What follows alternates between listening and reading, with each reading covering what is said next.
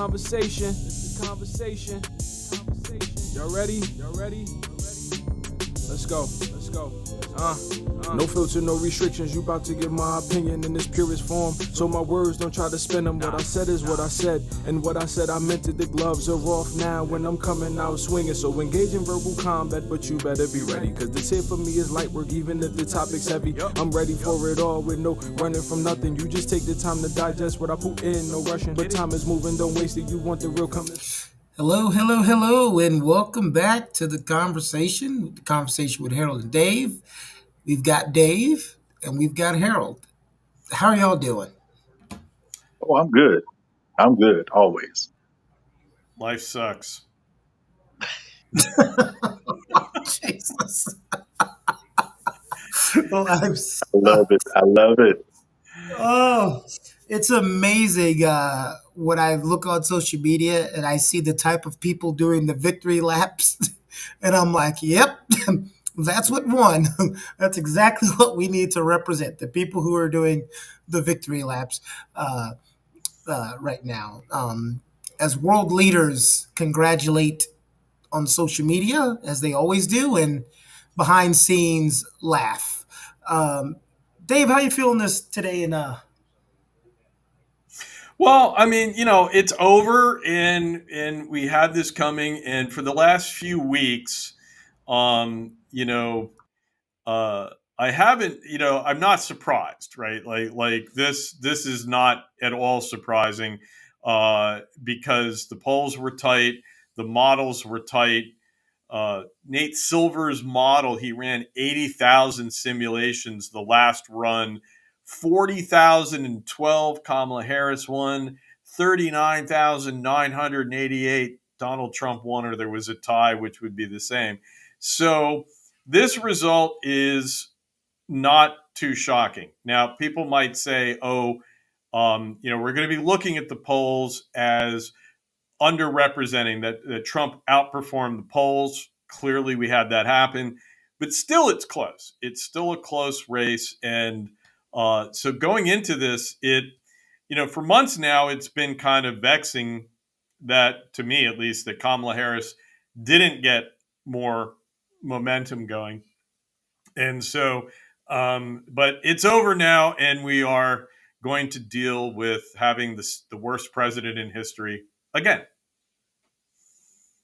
Well, we're gonna see how Harold's doing, and I want you to remember to talk about why you're declaring this the worst president in history, since those I'm are your not. words. I'm not. That is his ranking amongst historians. Okay, That is it. gotcha. And, Harold, how are you feeling today? No, I mean I'm all good. My thing is last night I went to sleep. I didn't stay up because of all the work you put in around campaign time and things that you do and efforts that you devote yourself to. I just needed to. Okay, this is D-Day. Once the polls close, boom, I'm done. I'm disconnecting. I'm going to sleep. Now, what I find out this morning, okay, it is what it is. Those are the results. And we move forward, and then looking at some of the data, when you realize that it was almost a 20% reduction in participation in this election compared to 2020. More, I think 2/3 of that was Democrat, less participation versus 1/3 of that was less Republican participation. So that speaks volumes. And even though I'm listening to people, which I again quickly disconnected, they want to point fingers at this group and that group, and the shift was here, there. Well, if you have approximately 30 million fewer voters participating in the process, you can't point a finger at anybody.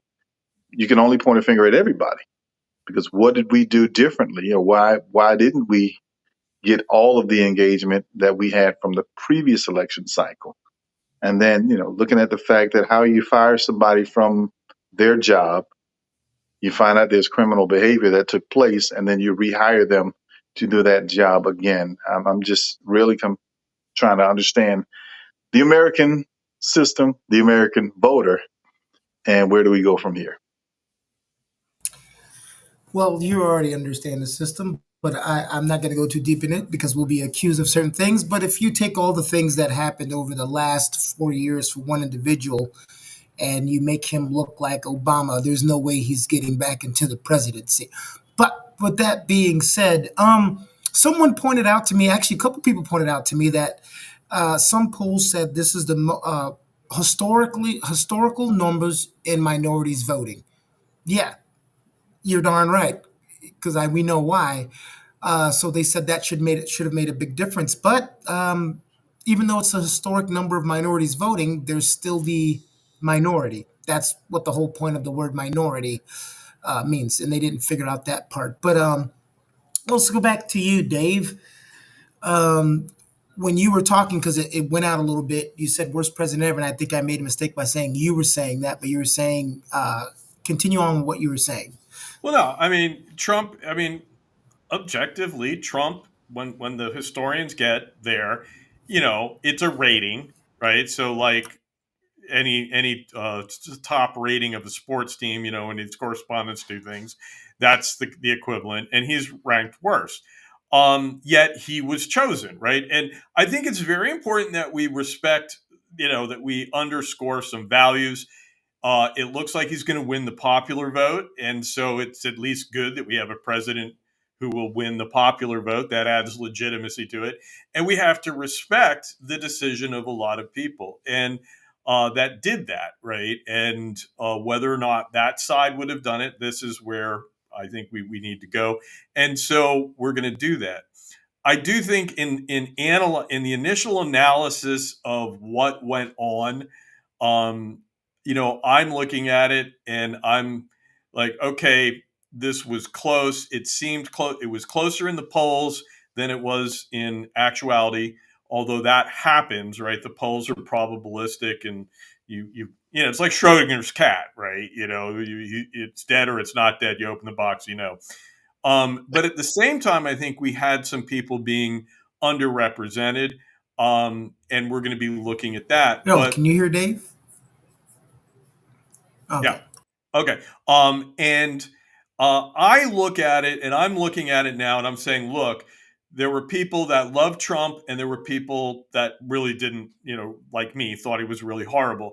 Those folks were baked in. The election was decided by a bunch of people who weren't like that, right? It's not it's not the people with the Trump hats at the rallies. It's not the people with the Harris walls, taking back our country, our camo, and our flag crowd. It was the in-between folks. And I think the very simple fact is they voted based off of two things they perceived bad: the economy and immigration. And if you think about it, even though I want to say, hey, the president doesn't do it and the economy's actually been getting better, both campaigns kind of stipulated that those were problems. And so the narrative, you never heard Kamala Harris say inflation isn't bad, the economy is good. I don't think she could have done that.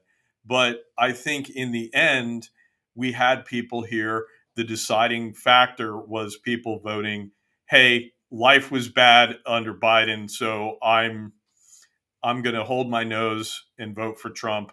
Or maybe I'm not worried about that. I'm maybe not even holding my nose. I think they're all the same. They're all bad, right? That kind of attitude, I think, might have been very much at play. Okay, yep. Harold, do you want to caveat or have a response to what Dave said? No, and I agree with his points. And I think when we talk about messaging, that's where the Harris campaign failed, in my opinion.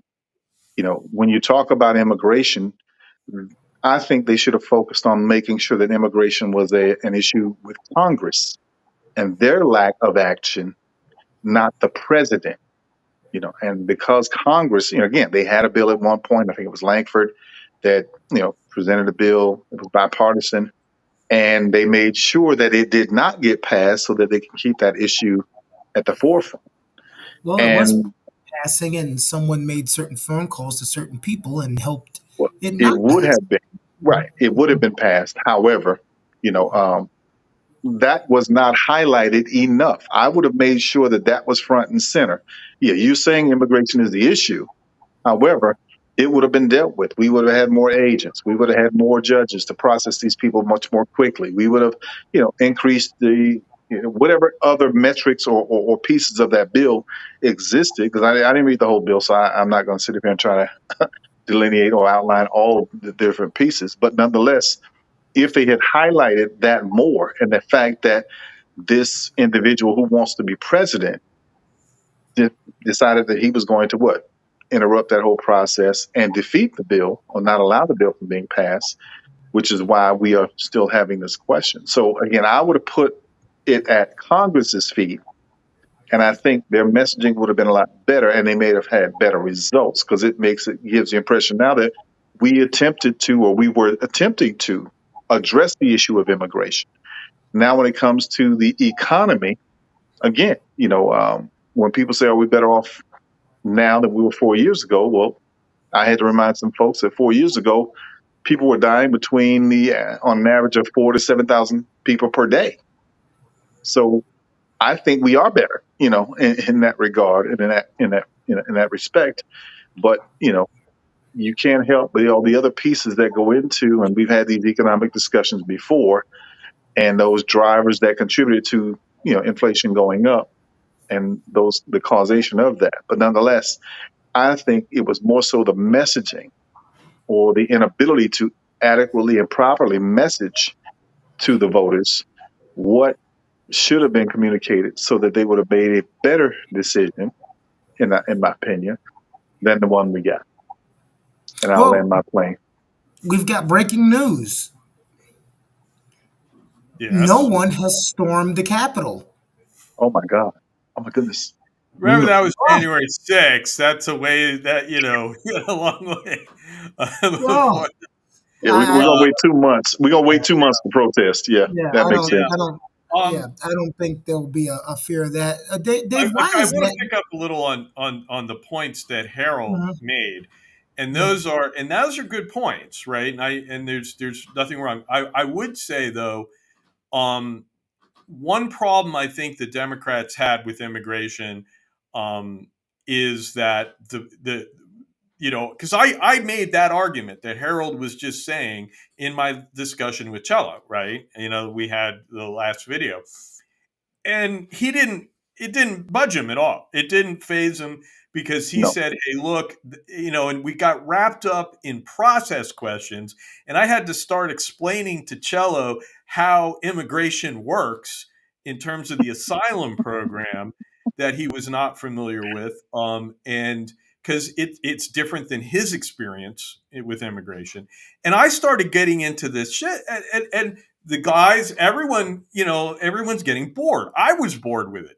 And and they always say that process issues often don't resonate with voters. They certainly don't resonate with low information, less engaged voters, which we had the problem is the middle people are low information. They're not involved. They aren't paying attention. They're not wrapped up in it. And so I think the messaging, I'm just going to say the messaging there, that was a good message, but I think it was uphill. Same thing with inflation in the economy. I would never have told Kamala Harris that she needs to talk up the economy and say how good it is, because you don't tell voters who perceive that they had a bad economy that their perceptions are wrong, because that's the best way to screw up. Yet our big problem is we have a wonderful economy right now, and yet Kamala Harris and Joe Biden getting blamed for it. And so it's just a perceptual issue there. Yeah, the feelings over facts argument, I guess you could say.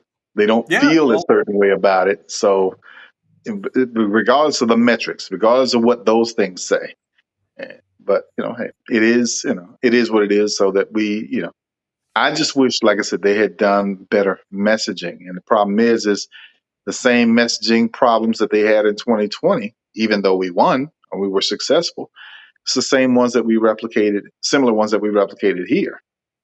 And, unfortunately, immigration was the one that, like I said, I would have tied it all back to the former president and his inaction. Well, if it wasn't a problem, then was it a problem during his administration? Because technically it went up compared to the Obama administration. So again, you go back and try to tie it in and put a knot in it as best you can. But we're here and we got to move forward. One thing Dave, that I think, why is? Oh, go ahead, Dave. well, just one last thing to say too, when it comes to messaging, this is kind of late breaking, as it just happened yesterday, right? Yeah. But Lester Holt was just talking about it, sitting there with my mother watching, talking to young people, because Trump really owned young people. He got a majority with first time voters, which I don't think any of us was expecting.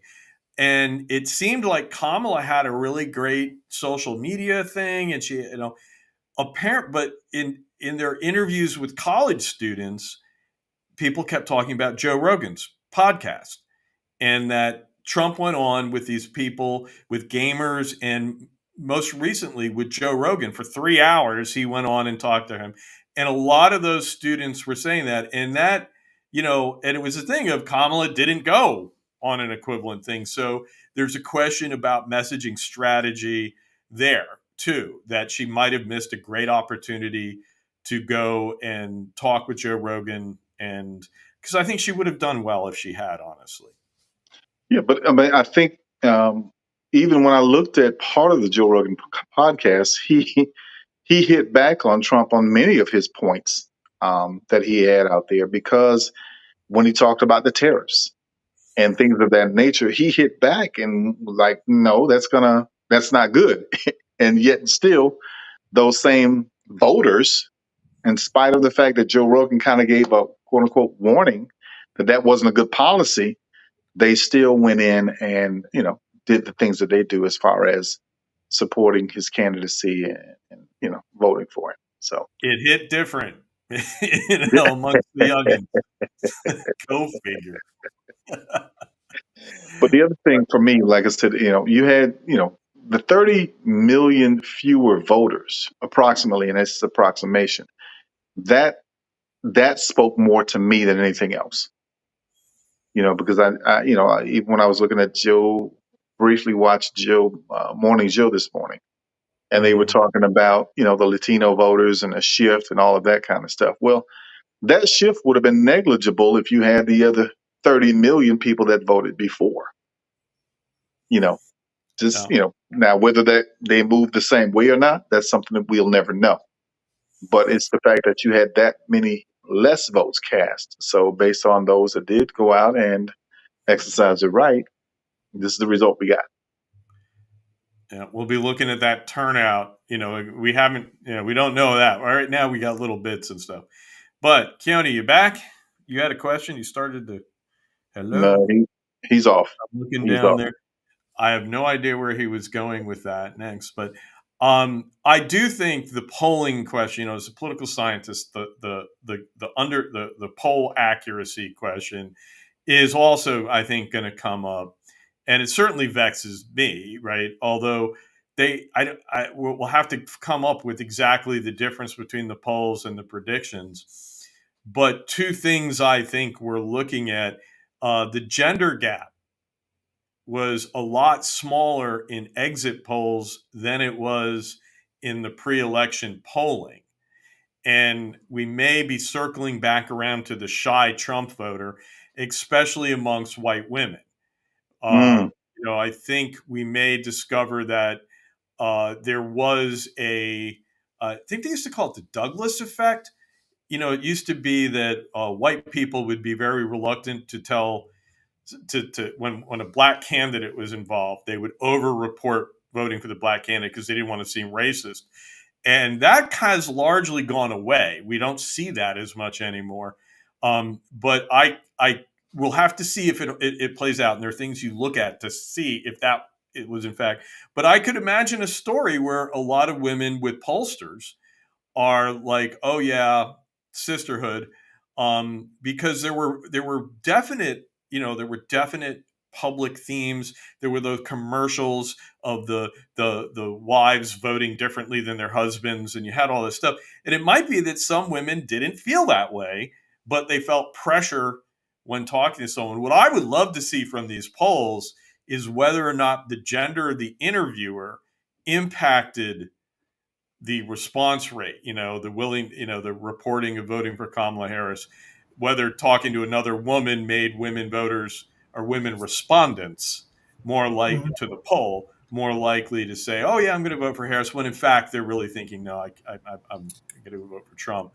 But Also, the new voters are folks who would not have gotten caught in the likely voter filters.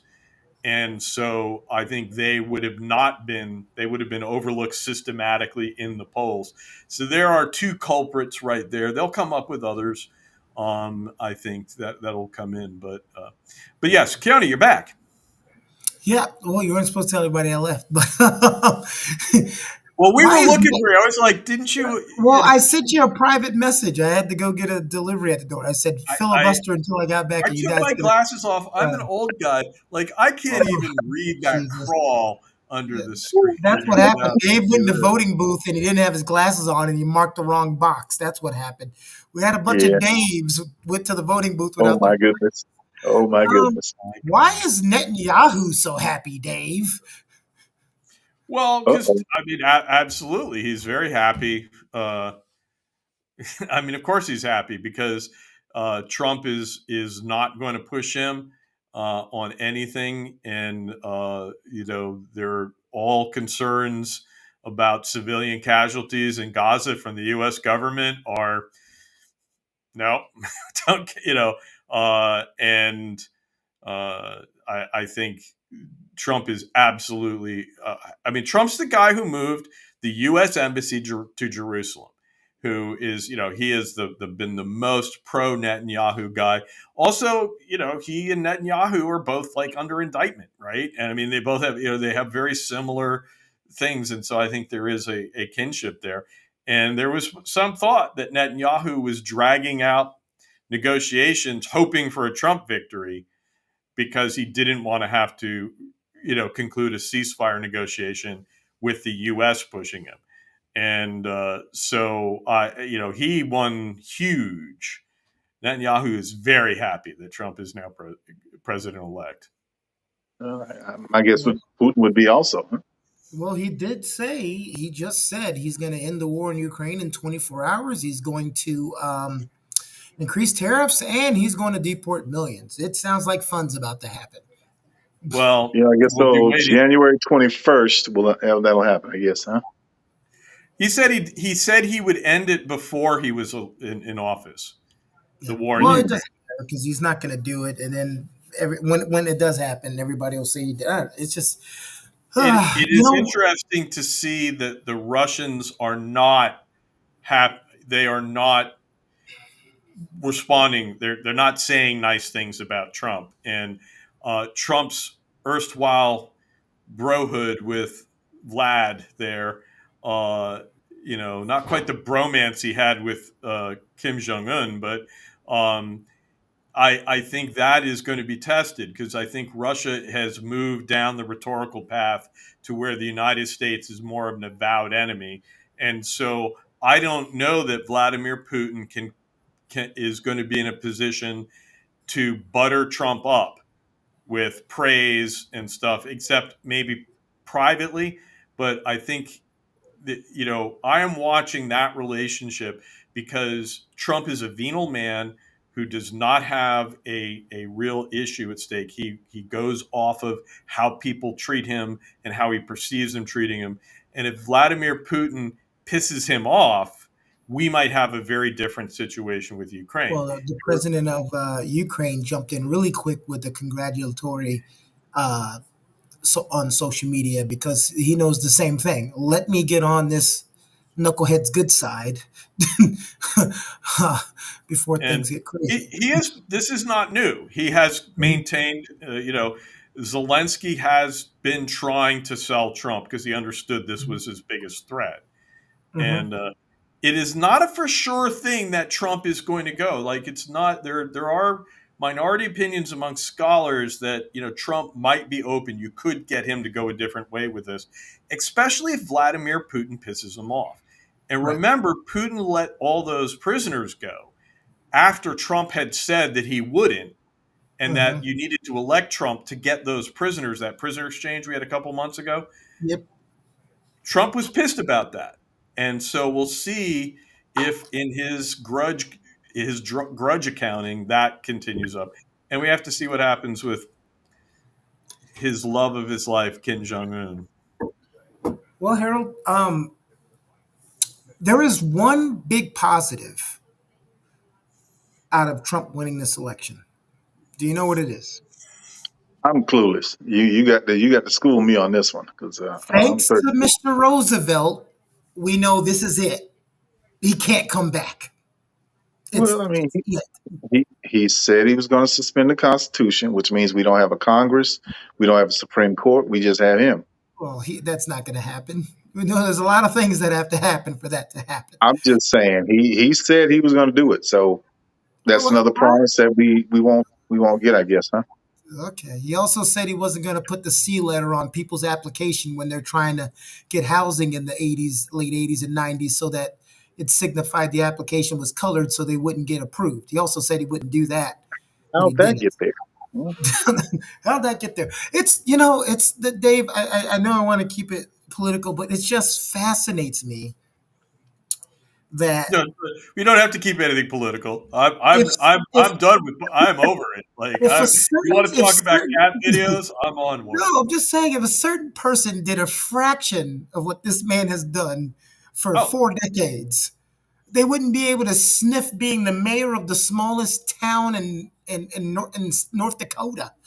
Wouldn't get elected dog catcher. What do you mean? um, This is one of those things, and people. I said this earlier, and somebody called me a sore loser. I'm not a sore loser. I didn't run for president. I said, "Yeah, if you want to go out here and remember the headlines when Bush won the second election? It was a headline in England that says, "How can this many people be this stupid?" That was a literal headline in the United Kingdom. I'm sorry, in right. England. And this is one of those presidencies that now, in the age that we're in, you look back at former presidents and you go, what the hell was the society thinking when this guy got elected? 50 years from now, I can't imagine when they're doing case studies and they're like, how did they elect this person again? What was wrong with my great grandparents? Well, and a lot of it is that has always been part of his appeal to his supporters. That he says, my father would say that. My father hated Trump, but he would say, damn if he doesn't say what I'm thinking. He is the id of older white Americans and a lot of other people in America, apparently, too, because he just says what's on his mind. And his voters, his supporters don't take him literally. They say, the old saying was, uh, they don't take him literally, but they do take him seriously. Whereas they said the Democrats took him literally, but didn't take him seriously. And Mm. whether or not that part's true, I don't know. But they love that he pisses people off. They just love that he says, and so that's why he can talk about eating cats and dogs and Hannibal Lecter and all these things, because as we start complaining, oh my God, this is crazy, they love it that these beta cuck libtard what all these foul things they think about us, they love that we're pissed off about it. And this is a really irksome thing that gets in there, and it leads to he complained when Kamala called him fascist. Oh my God. And and it's like, then you cut to the tape of him calling her a communist, socialist, never mind that these things are contradictory. I saw another thing where some people were talking about lessons learned for Democrats, and one of them, don't insult your opponent. And it's like,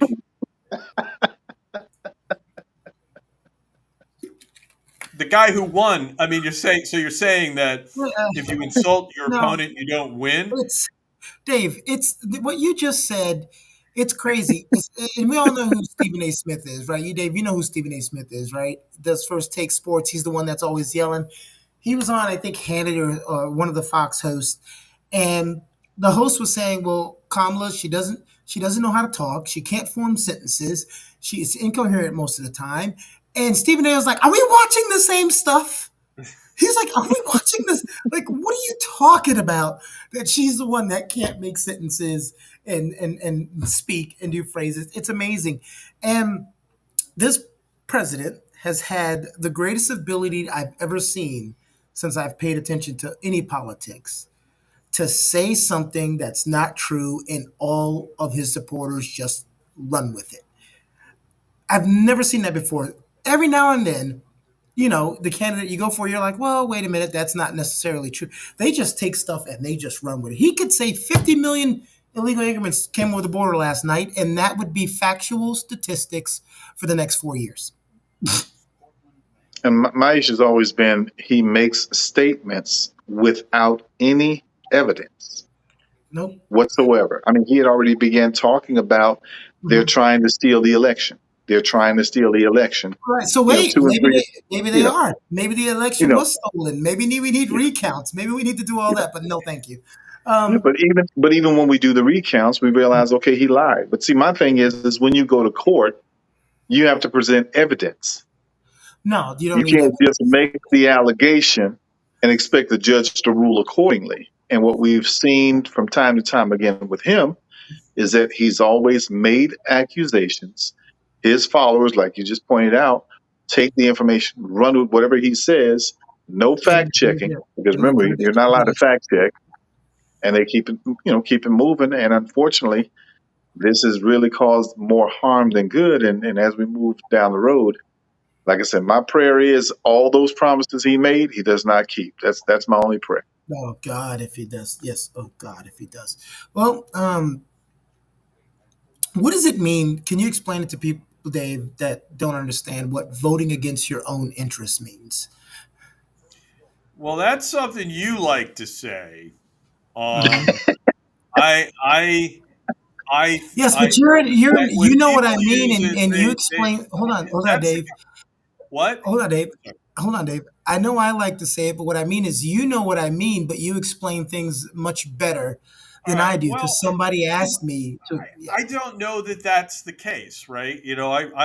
I don't necessarily like that phrase because I don't know that people do it. However, it does suggest that people are um, we have seen that, right? We have seen that. Uh, the most egregious example I think would be white voters in the Jim Crow era were, supporting an oligarchy, a hierarchy in a socioeconomic hierarchy in the South where they were mostly disadvantaged, but they were led to believe that a second issue was more important. That is keeping black people beneath them, right? And so the Jim Crow era was and the lost cause, all that bullducky, was very much about doing that with white voters, getting them. That would be a case where I think we'd say, absolutely, they were trying to get people to vote against their interests, um, their economic interests, right? Um, with Trump, you do have this thing of you appeal to people with one set of issues, and then you bait. It's a bait and switch, right? Is I'm going to get you, and I'm going to tell you that I'm going to give you all these great tax breaks, and sure, I'm going to cut taxes on the middle class, but those taxes are going to expire. The tax cuts on corporations and rich people are permanent, right? And so, in that sense, I could see what you're saying. And being, kind of usually it's about bringing up a secondary issue where you say, hey, let's vote on this. But meanwhile, you're going to do something to their detriment behind their back. Well, I think I would also add that, when I often look at the Lyndon B. Johnson quote, when you talk about the lowest white man, make him believe that he's better than the best black man. And basically, you can pick his pockets. And if you give him someone to look down upon, he'll empty his pockets for you. So I think that was very much. Yep. Say again? Very much, yeah. So, it's interesting that, we know that the Republican Party is focused on doing what they can for their quote unquote corporate buddies or the oligarchs. However, we're still thinking and believing that trickle down economics is going to hit us at some point. I don't know when that wave is coming, but that's what we're still believing, or many of them that support the Republican Party still believe. And like I say, I don't necessarily like this term because I don't think that people vote against. So let me just reiterate. You asked me to comment on it, explain what I No, thought I meant. the reason why I say that, Dave, it's I have a friend that owns a company. He makes a lot of money. This was the first time um, Trump ran, and during it was like 2 years in, he can't stand Donald Trump, uh, but he said most of his employees talk about him all the time. They're rooting from him, and he's like, I hate this guy, and he helps me. He's not helping them, but they love him and they That's vote Dave for him. Chappelle. He's not happening. So that's where I get the voting against your own interest from. And like I say, it depends on how you define interest. I Yeah. look at this. I've always said, look, the people that are really responding to MAGA are people who have a view of the world. It's essential to the appeal of Donald Trump to his core voters, not to all Republicans, mind you, not to Yeah. everyone who just voted for him, And I'm but to glad you the said that core. because people are mixing them both together. Whatever issue you have with someone being a Republican, that doesn't necessarily mean they're MAGA. Right. And so I think, though, that one of the defining characteristics of those folks is this belief in evil other people, right? There is some group of people out there that is dangerous, is nefarious, and there is this intergroup identity dynamic. And that is not economic. That's not a material thing. That's an identity issue. It's a security issue for a lot of people, and it is at the core of many of in much of the rhetoric that MAGA uses, much of that that whole thing. And so those folks don't have an economic interest, right? They have a social interest and identity interest, and those folks like to hear stuff. They like to hear how evil other people are, how screwed up they are, how stupid Kamala is. And they don't necessarily care. One of the things about it is if you come into this thing and you say, yes, I think there are these other people, this is my worldview, I'm really worried about what these people are doing to America. And then someone tells you a story about them that makes them look bad. Even if it's not true, it's going to make you feel better about yourself. And when you find out that it's not true, you'll probably, because it's what we call a pro-attitudinal message, it will the cognitive response to it is, I find out it's not true. I don't go, I was all wrong. You go, all right, well, that isn't true, but I was right. And you rehearse all the arguments you have already, and you get polarization, right? And you get a deepening of that attitude. And I think that has always been a big part of why it doesn't matter when you find out that they aren't eating cats and dogs in Ohio, Mm. because you already don't believe that, you already view these folks as in a negative light. You like, yeah, that makes about sense. I could see them doing it. And if they aren't really doing it, well, that doesn't matter. They're doing something else wrong, right? And Yeah. I that's that group. I think we had in this election, though, a lot of people who were pocketbook voting, who were, more voting. There's a model of voting of retroactive voting, retrospective voting, and where I can't tell how things work. I don't know. I'm not very well informed. I just know that it was bad under this person, so I'm going to vote against them. And you vote retrospectively. So if it was bad before in the last administration, you do that. And that's actually very rational and a very smart way to go through life, because it has low information requirements and it actually probably makes good decisions for you on average. And those folks that can explain why did Donald Trump lose in 2020? Because shit was bad under him. And so there were a group of people who voted that way.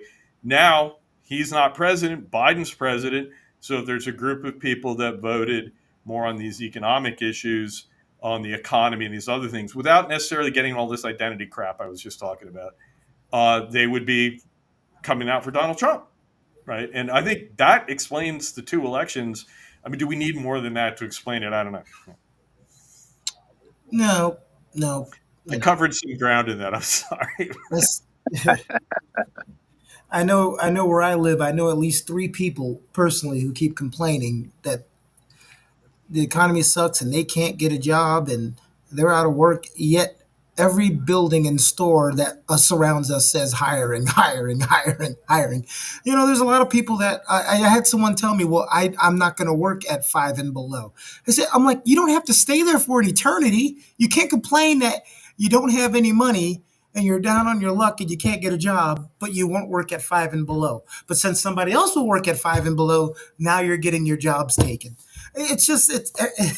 It's like in the same breath I'm being told this by this person.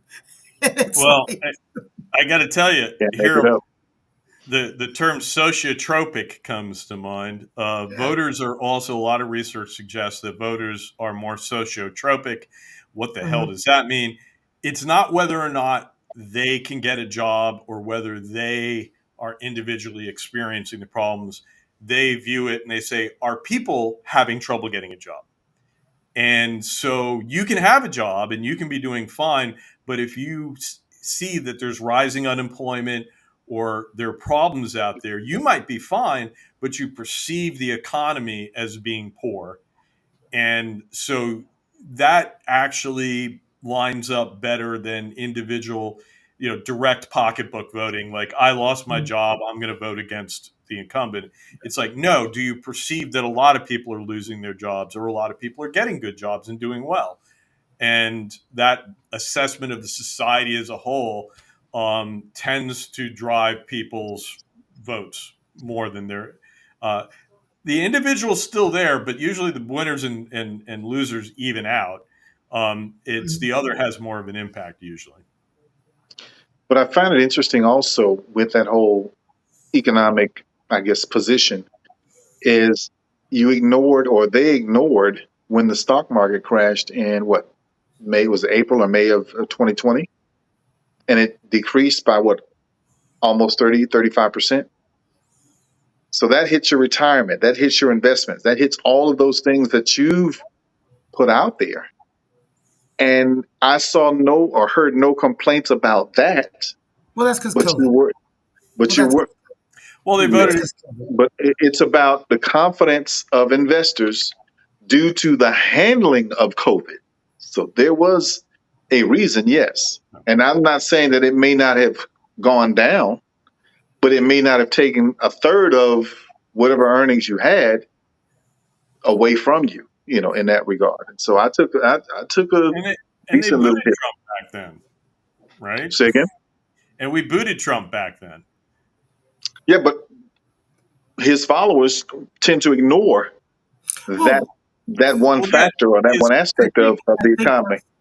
I think that's there why I are want followers, and then there are the swing voters, right? Yeah. And Yeah. So you have here's the thing: you have the ill-informed, and then you have the informed that don't care about what they've been informed.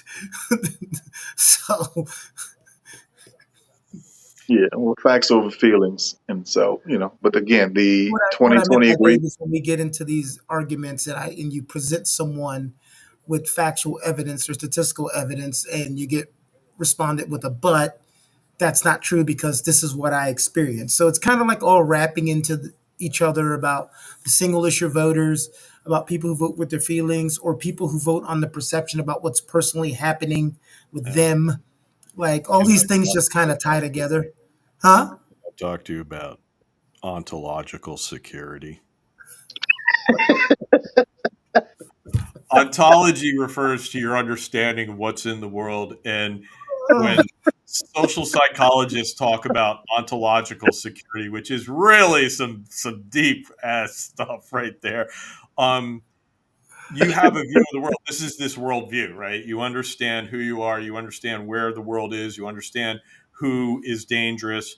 And they argue, the sociologists and the social psychologists argue that we have this cocoon of beliefs about the world. We think that we understand the dangers in it. And this is how we survive mentally, how we cope with all the threats. Because, we're all going to die, right? We're all going to die and we're going to get attacked or whatever. And when you have that ontological view, when it gets challenged, it's very difficult for you to accept. Because now you're taking down a major part of your understanding of the world. Meanwhile, when it gets reinforced, which it frequently does in a lot of the false narratives that flow around, right? And a lot of these false narratives are glommed on because they reinforce a person's worldview and make them feel much better, right? Because yes, those bad people are bad and I'm a good person. And so it's like when you talk to someone and it's kind of like, well, you got mugged. What were you doing? Right? Oh, you were doing something stupid. There you go. Okay, I'm safe. And so all of that, that is going to be a big thing that you are not going to abandon those things lightly. And you're going to have a lot of filtering, and you're going to have a lot of responses to that. And so is it ill-informed? Because we talk about, the narratives. How do you feel about how corporations are now buying news companies? Amazon has the Washington, I think is it the Washington Post? I think it's Post. And then I forget the other one that was just bought. And, we're getting to a place where that's going to be even more controlled. Right. And our ontological view of the world is that corporations are evil, and we understand that, and we see motivations and movements behind them. And because we understand the corporations are so sinister, even though they are threatening to us, we understand them and we feel secure ourselves, right? We all tell ourselves these stories. And now, as far as these corporations go, I think Jeff Bezos is going to be paying a price at the Washington Post. I also think our media not getting challenged? I think there's a lot of meat on the bone about media. Mm-hmm. I'm very worried about the echo chambers that exist, but they're not corporate driven. They're algorithm driven, that the algorithm figures out the guys I want to hear from. And then all I get is Hawk and Legal Dad and Tom Powell Jr., right? And if you know any of these people, you've been on my side of TikTok. Other people get older millennial, but the thing is that we get that. So I'm not, the corporations don't worry me as much as these other issues that are out there. The evil empire. This is talking sweeping generalizations. I love it. All of my family work for corporations. I'm like, I'm not saying they're nice, but I'm also saying, it's not Raccoon City, They create jobs. Yeah. Wait, do you get that reference? Wait, did you just Raccoon City? Raccoon City? I'm unfamiliar with that one. All right, that's the killing people thing. Oh, what's the name of it? Resident Evil. Resident Evil. It's the Resident Evil Corp. Umbrella Corp, right? Umbrella Corp. So we got rabid people running around here, huh? Okay, that's what we're doing. Oh man. Raccoon City was where they were. Gotcha. All I know is another good thing that has come out. I said the number one positive thing is he can't do it again. And number two is we're going to have a lot to talk about over the next 4 years on this show. Woo! We're going to have so much source material. Look at Dave. Dave looks happy. I'm just gonna take pictures of birds and do art and stuff. And Are I we? am gonna, like I say, I am gonna make the bingo card Oh of wait, What you you got to tell say? Harold about the bingo card. Oh wait, you got to tell Harold and the audience about the bingo my card thing is before we is wrap is a up. lot of people are like, oh, you got to eat your words now, and I'm like, they're saying it to me because I have not been. I've not been happy with the echo chamber. I've not been happy with social media for a month now, Mhm. in how they were dealing with the election. And so, other than arguing with Cello about this stuff on here, I haven't really done much. But my thing is, I'm going to go and say, look, I'm convinced that Trump is going to be a really bad president. Whatever reason folks had for voting him, he is going to fail in very predictable ways. And so I've written out, I'm putting together a list. A bingo card has 24 entries. Mhm. And so I need things. And so, the first thing has got to be won't end, won't end Ukraine in 24 hours, much less by the time he thinks. Will, gives a divisive inauguration speech, nominates unqualified sycophants for Yeah. government offices, You imposes got the tariffs, obvious. You putting the terrorists obvious raise on. prices, terrorists spark retaliation. I mean, these are all specific things Yeah, but I've you got got. to get bingo. It's not in a particular order. Terrorists You just gotta, create Well, you have inflation to, right. Well, the point of a bingo or card is spark we inflation. organize them, and we never actually play the game, right? We never, but we're just going to talk about having it on our bingo card. And so, cognitive decline, incapacitated or dies. A J.D. Vance presidency, that is not an insignificant chance over the next. Um, and So, yes, I've got a lot of different things that I have written out that, hey, this is what I think is going to happen. And I would, on every single one of them, be overjoyed to be wrong. Overjoyed if I was wrong about them, you know. And But this is the Trump voters finding out bingo card. So, disappear. and if The it place fills I'm in, from and the then I place was right. I If live not, have I'm disappointed. happy. The place I'm from and the place I live have disappointed me. Yes, Florida has a whole nother set of issues. Well, it just like we talked about the color of the map. You go to that interactive map of Florida, you put your little two fingers on there and you expand it. Orlando, Miami, Tampa is not red, but as soon as you start getting away from the city, it reds on up. It's red now. It's red this election. Red on up. It was like that when I scanned that because I always do it for Florida and North Carolina. Same thing with North Carolina. The further you get from Raleigh and Charlotte, the redder it got. Yeah,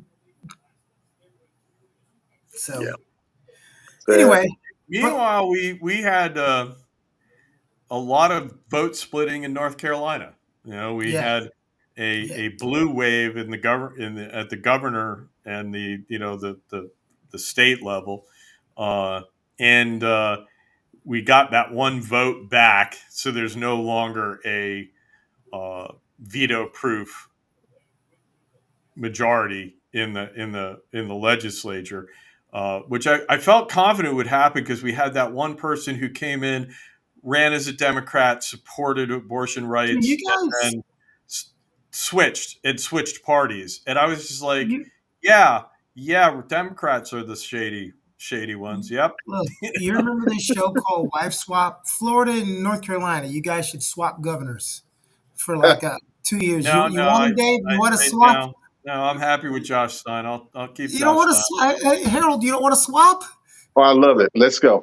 You got I'll go Jeff pick him up. Jackson. I'll You go got pick Jeff. him up. Where's he live? I need his address. Yeah, you would I'll like. order him an Uber, private jet, I'll, whatever I got to do. I'll trade you Jeff Jackson. You'd be happy with him. He was a congressman in North Carolina. He got redistricted. His district got cut. No, no, you don't get to make secondary people trades. No, this is Well, the I'm not Yeah, giving I've NFL. up. never heard I'm that not before. giving up I'm giving up the guy I like most to keep the governor we got. Would be my trade. Harold, do you know what Jeff he just Jackson tried is to a do? really good Jeff Do Jackson you had a know it? really good series of videos. He Well, listen, explained right about everything. now, I'll take anybody for DeSantis. Hey, listen, give me the dog catcher. Let's go.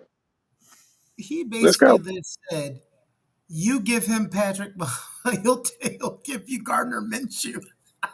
I wouldn't send anyone. Florida. I don't have great hopes for Florida. You said you would. If there's a Well, state hey, that is suffering an I'll wrap it up. existential crisis, Did you it's see the Florida. video from the Florida Georgia game of the The fight, policemen, the fight between yeah. the policemen and the civilians? Did you go and see the body cam?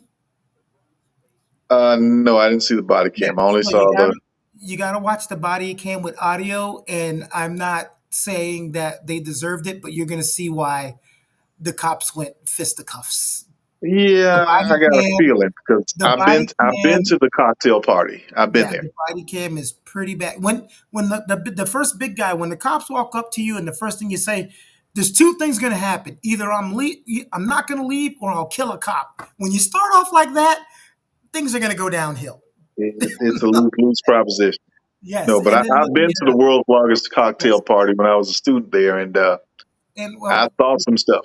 Yeah, and here's a piece of advice for you out there. If you are Caucasian and you are drunk, and a black police officer goes to handcuff you, if you swing at him and call him the N word 72 times while they have the handcuffs wrapped around their knuckles, you might get your ass whipped.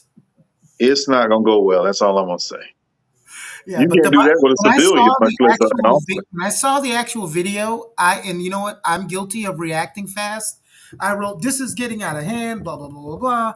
I mean, it was brutality, but then I went and watched the full video with the audio, and I say, yeah, even though they shouldn't still beat the hell out of civilians, I can see why they were beating the hell out of civilians. Have you ever Yeah, watched the sovereign citizen videos of cops dealing with sovereign citizens? Yes, I've I do. seen And that you Yeah, nonsense. you you you get a appreciation of you. And I'm just sitting there. I'm like, oh man, that's I'm what's like, so you have sad a about perfectly that. good I taser. watch those sovereign citizen videos, and I'm actively waiting, wishing someone would get tased, which is I mean, never a yeah. place I I'd mean, like to No, be. I I get a wanted to get cop video. deported. I'm like, which side am I Deported. on?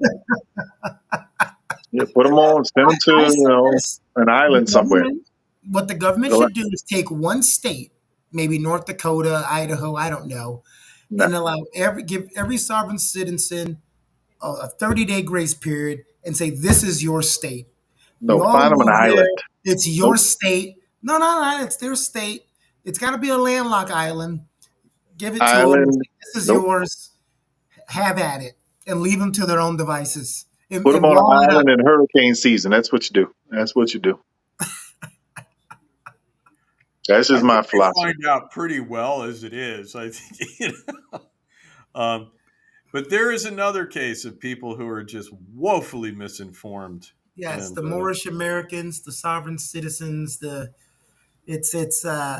then it goes back to, you always find this comment on social media.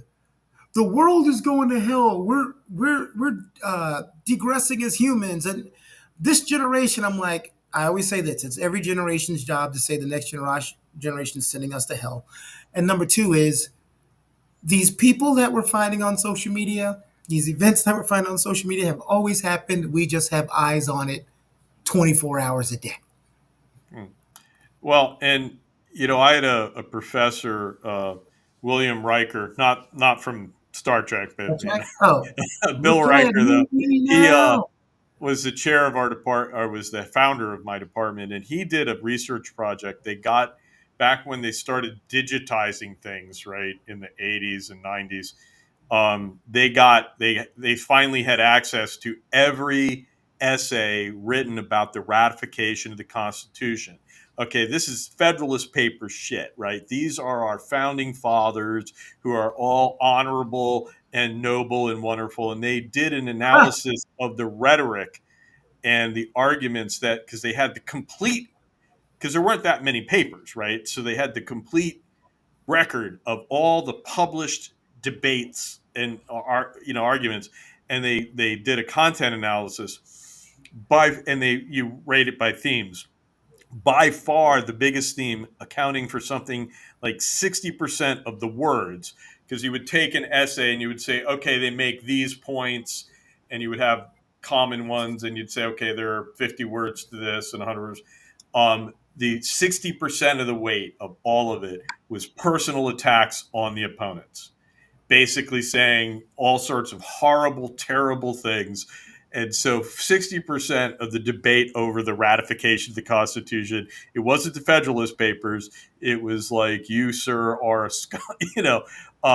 and, it's this thing of like, don't tell me that today is so much worse, because these guys were doing the same thing back then.